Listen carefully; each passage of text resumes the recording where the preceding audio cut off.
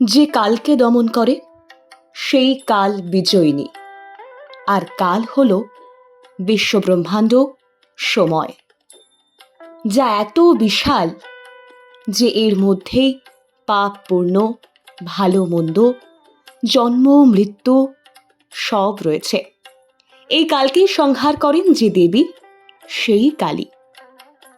পুরাণ বলে, দেবতাদের কাছ থেকে অসুরদের অত্যাচারের কথা শুনে মা প্রচণ্ড রেগে গিয়েছিলেন। সেই রাগেই মায়ের দেহ পুড়ে কালো হয়ে গিয়েছিল।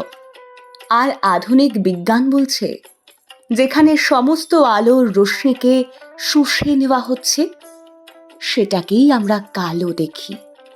যেখানে সব আলোর সংহার হচ্ছে, নিঃশেষ হয়ে যাচ্ছে, সেই সংহারিণী কালী, তাই সে কালো।